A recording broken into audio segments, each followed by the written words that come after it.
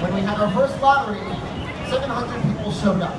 And we didn't know what to do with all of that, so I just got up and said a few words and said, thank you for trying to do the lotto, we love you very much, bye. And it's turned into this. So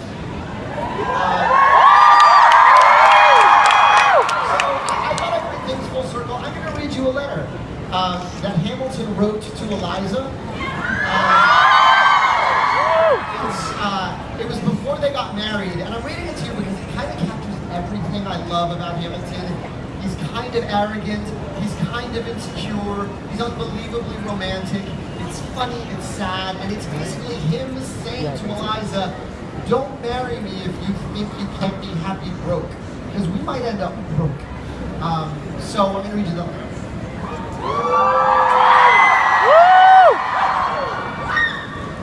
1780.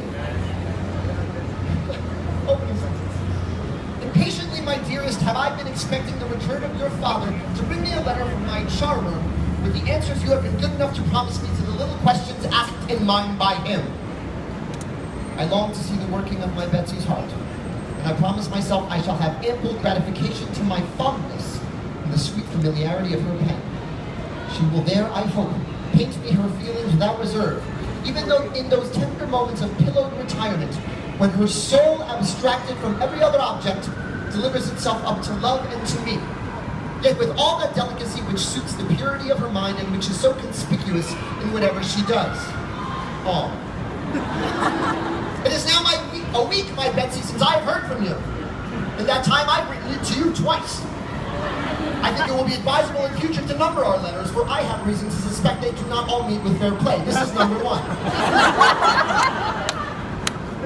Though I'm not saying and expecting it, I am not without hopes this winter will produce a peace, and then you must submit to the mortification of enjoying more domestic happiness and less fame. This I know you will not like, but we cannot always have things as we wish.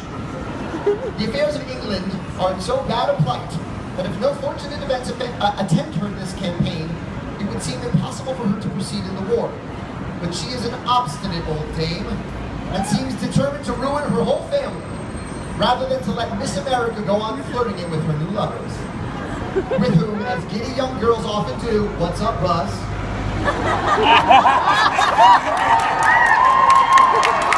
Good to see you again,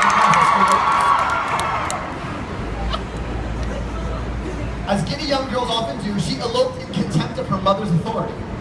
I know you will be ready to justify her conduct, and to tell me the ill treatment she received was enough to make any girl of spirit to act in the same manner. We're talking about America. But I will one day cure you of these refractory notions about the right of resistance, of which I foresee you will be apt to make a very dangerous application, and teach you the great advantage and absolute necessity of implicit obedience. Shades of 50 Shades of Grey from Alexander Hamilton. But now we are talking of times to come. Tell me, my pretty damsel, have you made up your mind upon the subject of housekeeping? Do you soberly relish the pleasure of being a poor man's wife?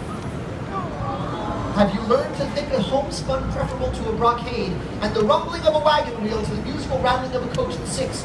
Will you be able to see with perfect composure your old acquaintances flaunting it in gay life, tripping along in elegance and splendor, while you hold a humble station and have no other enjoyments than the sober comforts of a good wife? Can you, in short, be an Aquileia and cheerfully plant turnips with me, if fortune should so order it?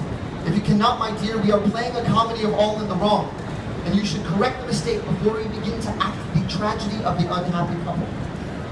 I propose you a set of new questions, my lovely girl, but though they are asked with an air of levity, they merit a very serious consideration, for on their being resolved in the affirmative, stripped of all colorings of fond imagination, our happiness may absolutely... I have not concealed my circumstances from my Betsy. They are far from splendid. They may even possibly worse than I expect. An indifference to property enters into my character too much, and what affects me now, as my Betsy is concerned in it, I should have laughed at or not thought of at all a year ago. But I have thoroughly examined my own heart. Beloved by you, I can be happy in any situation. I can struggle with